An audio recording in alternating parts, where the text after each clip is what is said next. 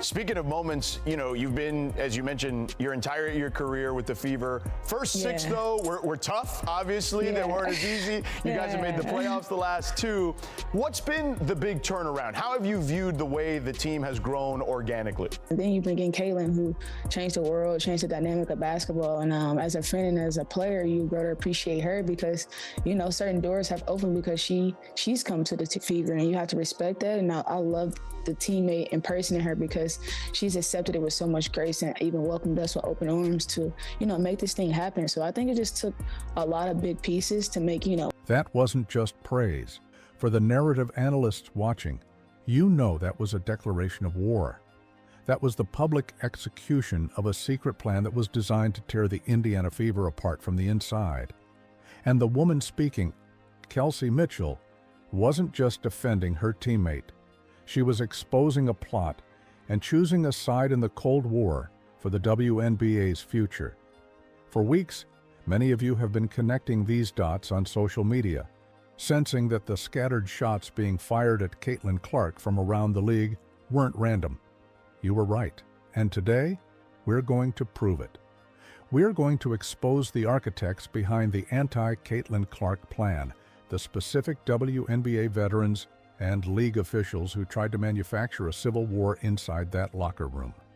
And we'll show you how their failure to recruit the one player they thought they could break has triggered the collapse of their own influence. This is the kind of deep dive investigation we live for. So if you believe the real story is never the official one, show your support and smash that like button. It's a small click, but it's a massive signal that tells us we're on the right track. All right? Let's filter out the noise. For months, the official story, spoon-fed to us by the league and its media partners, has been insultingly simple. The narrative goes that any negative comments directed at Caitlin Clark are just healthy competition, or veterans testing a rookie. They tried to tell us that established stars were just offering tough love, and that fans were simply being too sensitive. But that story never added up. It was a flimsy, paper-thin explanation for what felt like a coordinated campaign of passive aggression. And now, we know why. According to multiple insider reports, this wasn't a series of isolated incidents. It was a plan, a quiet, calculated effort among certain WNBA veterans and league officials to manufacture division and skepticism around Clark's status and impact. The goal was sinister: poison the well, create just enough resentment within her own team that the Caitlin Clark effect would be neutralized by locker room drama before it could completely rewrite the league's power structure. And at the center of their strategy was one person they believed was their key to unlocking that chaos: Kelsey Mitchell. From a strategic standpoint, their focus on Kelsey Mitchell made perfect sense. If you want to destabilize a team, you don't target a role player on the bench, you go for the heart.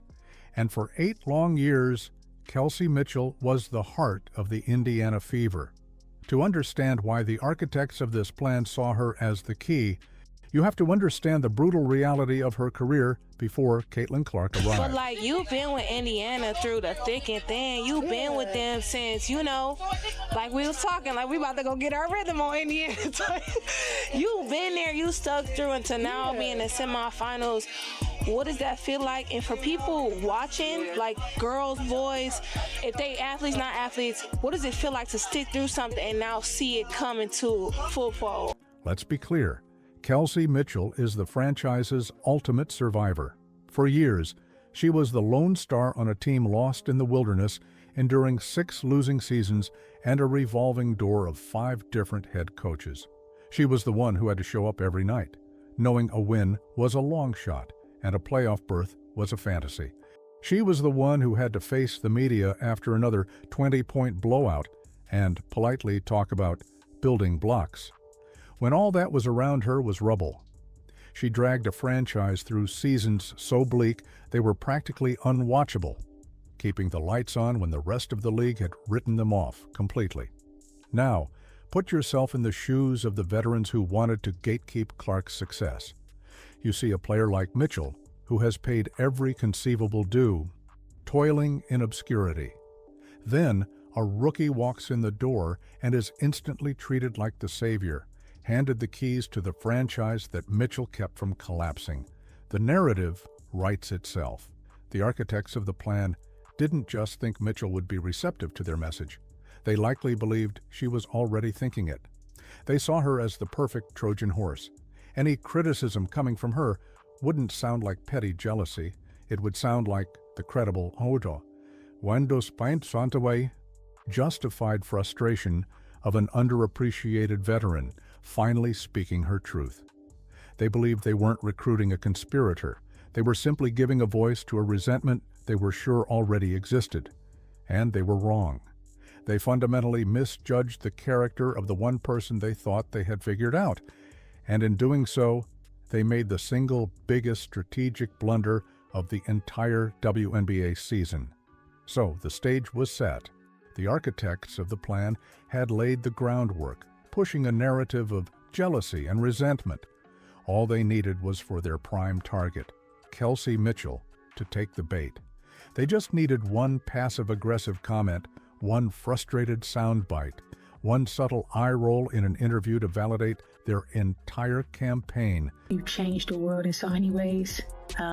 You've done it with so much grace. And I'm so happy to take the floor with you, to be a part of this experience. I want to tell you to give yourself some grace, kid. You've done a lot of things that not a lot of people can do. And from me to you, I'm always going to be a fan. I'm always going to be in your corner. I'm always going to be in your backcourt. They put her in front of the cameras, asked the inevitable questions about Caitlin Clark, and waited for the crack to appear. Instead, she gave them this. Let's dissect that statement, because for the narrative analysts watching, this is a masterclass in strategic communication. This wasn't just an answer. It was a surgically precise dismantling of the entire anti-Clark narrative. When the plan's architects expected her to talk about the challenges of adjusting to a new star, she talked about a match made in heaven. When they hoped for a hint of resentment, she looked the world in the eye and said, Caitlin Clark changed the world. Not the team, not the league, but the world. That is not faint praise. It's an undeniable declaration that directly refutes the idea that Clark is just media hype. Then, she delivered the killing blow, a line that wasn't directed at the interviewer, but at every other veteran in the WNBA. As a fan and as a player, you better appreciate her. That's not a suggestion. It's a command. She followed it up by confirming the very thing the architects were trying to deny, that certain doors have opened for everyone because of Clark's arrival. She then sealed it off by making it personal, praising her grace and calling her a teammate she loves. With that one interview, Kelsey Mitchell didn't just refuse to join their plan, she exposed it, she condemned it, and she single-handedly built a firewall around the Indiana Fever's locker room. She took the very foundation of their strategy, the assumption of her bitterness, and incinerated it on live television. Kelsey Mitchell's public stand blew the lid off the entire operation. It confirmed that a negative undercurrent was real and that she was expected to be a part of it. So, it begs the obvious question. If she rejected the plan, who were its architects? Okay, now we're officially moving into the territory of widespread speculation, connecting the dots that thousands of narrative analysts have been piecing together online. But to understand the full story, it's critical to look at who fans believe were the faces of this pushback.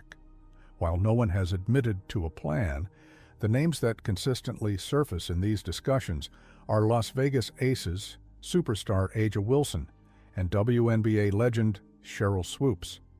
Both are titans of the sport, and both made public comments that were widely interpreted by fans as attempts to diminish and gatekeep Caitlin Clark's historic rise.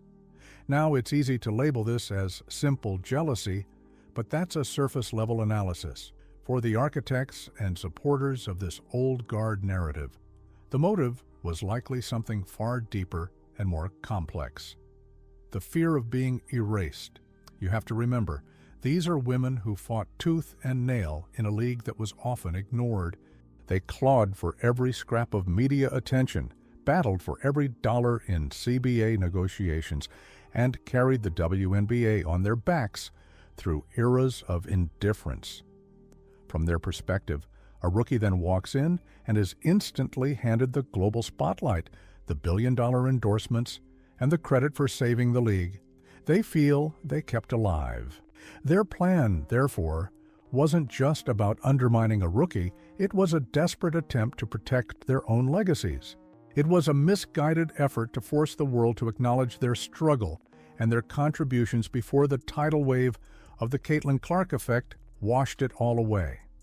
Their digs and skeptical comments were attempts to add an asterisk to Clark's story, one that said, "Remember us, we were here first." This is the core of the conflict. Do you think the old guard's fear of their legacies being erased is justified, or is it just sour grapes?